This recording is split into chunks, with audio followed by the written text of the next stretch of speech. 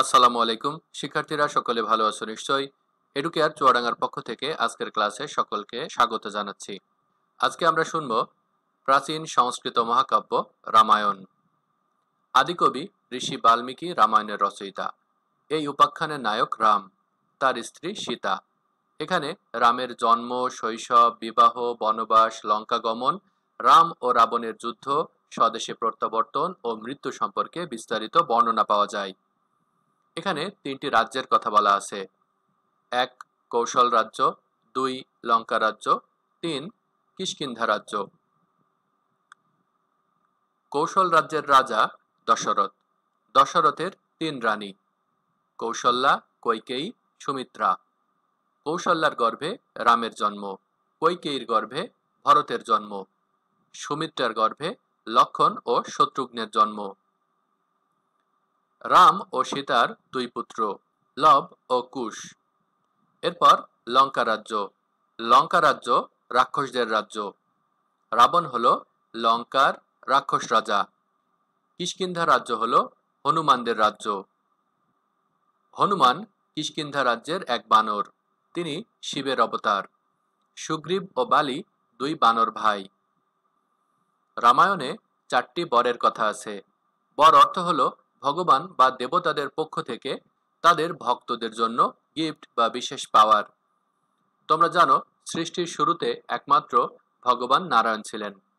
নারায়ণ এবং বিষ্ণু একই ব্যক্তি। পরবর্তীতে এই বিষ্ণু সৃষ্টি করেন ব্রহ্মা এবং শিবকে। শিব ত্রিভুবন নিয়ন্ত্রণ করার অধিকার প্রদান করেছিলেন ইন্দ্রকে। এই ব্রহ্মা, বিষ্ণু, শিব এবং ইন্দ্র ৪টি বর প্রদান করেন। শুরুতেই ব্রহ্মা বর প্রদান করেন রাবণকে যে কোনো দেব, দানব বা ভৌতিক জীব রাবণকে হত্যা করতে পারবেন না। বিষ্ণুর কাছ থেকে বর লাভ করেন রাম, ভরত, লক্ষণ ও শত্রুঘ্ন। এর ফলে তাদের জন্ম হয়। শিব রাজা জনকে একটি ধনুক উপহার দিয়েছিলেন, আর ইন্দ্র বানর বালকে একটি বর দিয়েছিলেন যে তাকে সামনে থেকে হত্যা করা যাবে না। রামায়ণ ৭টি খণ্ডে বিভক্ত। শুরুতেই বালকাণ্ড বা আদিকাণ্ড। দশরথ ছিলেন কৌশল রাজ্যের রাজা। তার রাজধানী ছিল অযোধ্যা নগরীতে। রাজার ছিলেন ৩ রানী: কৌশল্যা, কৈকেয়ী ও সুমিত্রা। দীর্ঘদিন কোনো সন্তান হচ্ছিল না, তাই রাজা সন্তান কামনায় যজ্ঞের আয়োজন করেন। এরপরই কৌশল্যার গর্ভে রাম, কৈকেয়ীর গর্ভে ভরত, সুমিত্রার গর্ভে লক্ষণ ও শত্রুঘ্ন নামে ২ যমজ পুত্রের জন্ম হয়। এই ৪ জনই ছিল বিষ্ণুর অবতার। মনুষ্য সমাজে ধর্মের প্রতি অবজ্ঞা দেখা দিলে, ধার্মিকদের উপর অত্যাচার নিপীড়ন শুরু হলে ভগবান মানুষ রূপ ধারণ করে পৃথিবীতে নেমে আসেন। একেই বলা হয় অবতার। রাবণ নামে এক অত্যাচারী রাক্ষস রাজাকে বধ করার উদ্দেশ্যে বিষ্ণু মানব রূপ ধারণ করে অবতার গ্রহণ করেন। উল্লেখ্য, ১০,০০০ বছর কঠোর তপস্যা করে রাবণ সৃষ্টিকর্তা ব্রহ্মার কাছ থেকে এই বর লাভ করেন যে কোনো দেব, দানব বা ভৌতিক জীব তাকে বধ করতে পারবেন না। তবে কোনো পরাক্রমী নশ্বর মানব এই রাক্ষস রাজা রাবণকে বধ করতে পারবেন। যাই হোক, ৪ রাজকুমার শস্ত্রবিদ্যা এবং শাস্ত্রে বিশেষ পারদর্শিতা অর্জন করেন। একদিন ঋষি বিশ্বামিত্র রাজা দশরথের সভায় উপস্থিত হন এবং তার আশ্রমে উপদ্রব সৃষ্টিকারী রাক্ষসদের ধ্বংস করতে রাজার সহায়তা প্রার্থনা করেন। তিনি এই কাজের জন্য ১৬ বছর বয়সের রামকে নির্বাচন করেন। রামের সঙ্গে যান তার ভাই লক্ষণ। রাম ও লক্ষণকে বিশ্বামিত্র বিশেষ শস্ত্র শিক্ষা ও নানান অলৌকিক অস্ত্রশস্ত্র প্রদান করেন। এর ফলে রাম ও লক্ষণ খুব সহজেই ঋষির আশ্রমে উপদ্রব সৃষ্টিকারী সকল রাক্ষসকে হত্যা করেন। অপরদিকে মিথিলার রাজা ছিলেন জনক। একদিন জমি চাষ করার সময় লাঙ্গল চালাতে গিয়ে রাজা একটি শিশু সন্তানকে কুড়িয়ে পান। আনন্দে অভিভূত রাজা এই কন্যাটিকে ঈশ্বরের দান মনে করে লালন পালন করতে থাকেন। তিনি এই কন্যার নামকরণ করেন সীতা, কারণ সংস্কৃতে মাটিতে লাঙ্গল চালালে যে দাগ পড়ে তাকে সীতা বলা হয়। সীতা বিবাহযোগ্য হলে রাজা তার বিবাহের জন্য স্বয়ম্বরের আয়োজন করেন। ভগবান শিব রাজা জনককে একটি ধনুক উপহার দিয়েছিলেন। রাজা জনক পণ করেন যে যিনি এই ধনুকটিকে বাঁকা করে তার দুই প্রান্তে দড়ি লাগাতে পারবেন তাকেই অপরূপ সীতা পতিত্বে বরণ করবে। ঋষি বিশ্বামিত্র রাম ও লক্ষ্মণকে নিয়ে সেই স্বয়ম্বর সভায় উপস্থিত হলেন। অনেকেই চেষ্টা করল, কিন্তু কেবলমাত্র রামই এই কাজটি করতে সমর্থ হলেন। রামের সাথে সীতার বিবাহ হলো। শুধু তাই নয়, রাজা দশরথের অন্যান্য পুত্রদের সঙ্গে রাজা জনকের অন্যান্য কন্যা ও ভাগিনেয়দের বিবাহ সম্পন্ন হলো। মিথিলায় মহাসমারোহে বিবাহ উৎসব উদযাপিত হলো। অতঃপর 4 জোড়া নববিবাহিত দম্পতি অযোধ্যা নগরে প্রত্যাবর্তন করলেন। শুরু হচ্ছে দ্বিতীয় খণ্ড, অযোধ্যাকাণ্ড। রাম ও সীতার বিবাহের 12 বছর কেটে গেছে। রাজা দশরথ এখন বৃদ্ধ, তাই তিনি রামকে রাজ্যের শাসনভার দিতে চাইলেন। রাজসভায় তার ইচ্ছাকে সকলেই সমর্থন করল, কিন্তু উক্ত অনুষ্ঠানের পূর্ব সন্ধ্যায় দাসী মন্থরার কুমন্ত্রণায় কৈকেয়ীর ঈর্ষা জাগরিত হয়ে উঠল। বহুকাল পূর্বে রাজা দশরথ রানী কৈকেয়ীকে 2টি বর দিতে প্রতিশ্রুতিবদ্ধ হয়েছিলেন। 2টি বর মানে হলো রানীর 2টি ইচ্ছা রাজা পূরণ করবেন। কৈকেয়ী মনে মনে ফোন দিয়ে আটলেন, এটাই উপযুক্ত সময় রাজার কাছে বর চাইবার। যেই চিন্তা সেই কাজ। কি সেই বর? নম্বর 1, রামকে 14 বছরের জন্য বনবাসে পাঠাতে হবে, এবং নম্বর 2, তার স্থলে তার নিজের পুত্র ভরতকে রাজসিংহাসনে অভিষিক্ত করতে হবে। বৃদ্ধ ও হতাশ রাজা নিজ প্রতিজ্ঞা রক্ষা করার জন্য রানী কৈকেয়ীকে প্রার্থিত বর 2টি প্রদান করতে সম্মত হলেন। ওদিকে রাম কিন্তু একটিও বিচলিত হলেন না। তিনি স্বেচ্ছায় পিতার আজ্ঞা মেনে নিলেন। স্ত্রী সীতা ও ভাই লক্ষ্মণ তার সাথে বনবাসে যাবে বলে সিদ্ধান্ত নিলেন। রাম সীতাকে সঙ্গে নিতে না চাইলে সীতা উত্তর দিলেন, যে বনে তুমি বাস করবে সেই বনই আমার নিকট অযোধ্যা, কিন্তু যে অযোধ্যায় তুমি নেই সে অযোধ্যা আমার নিকট দুঃসহ নরক। তাই রাম সীতাকে এড়িয়ে যেতে পারলেন না, সাথে নিয়ে গেলেন। রামের বনবাসে গেলে পুত্র শোকে কাতর হয়ে রাজা দশরথ মৃত্যুবরণ করলেন। এই ঘটনার সময় ভারত ছিলেন তার মামাবাড়ি নন্দীগ্রামে।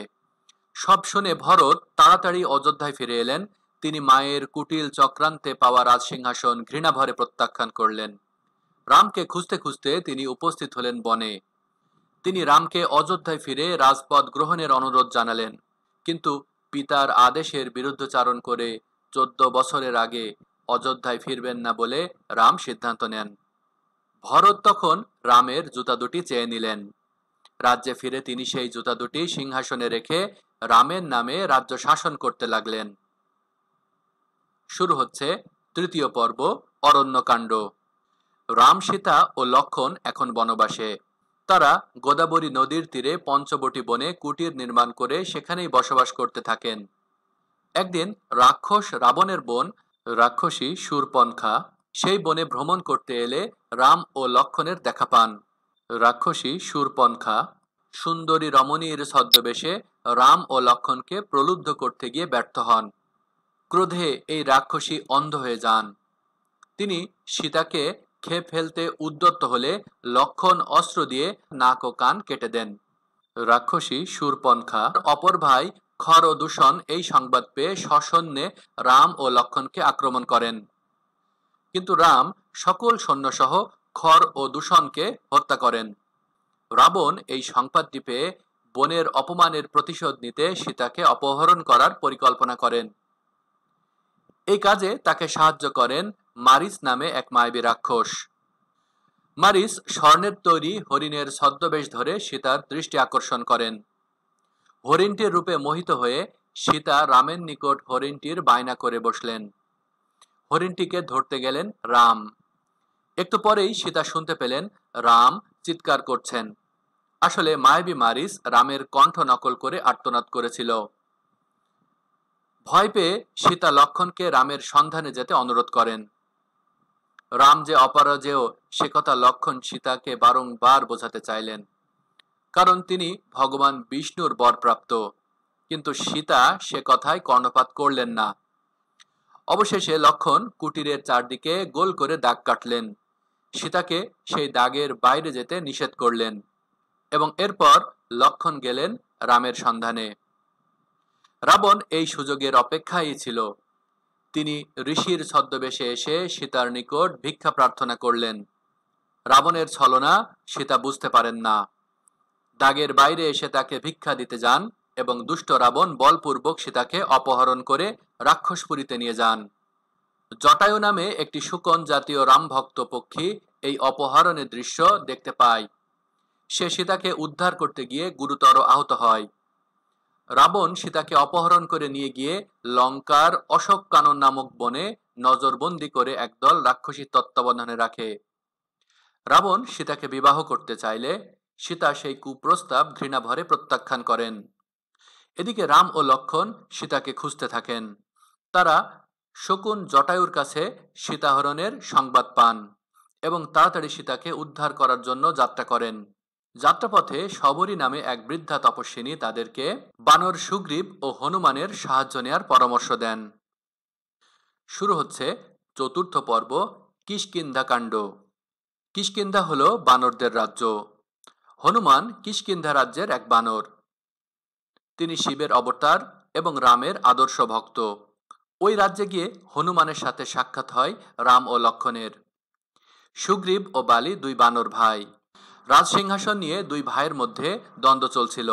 বালি অন্যায়ভাবে সুগ্রীবকে রাজ্যচ্যুত করে এবং তার স্ত্রী তারাকে বলপূর্বক নিজের রানী করে নেয়। রাম সুগ্রীবের সঙ্গে মিত্রতা করলেন।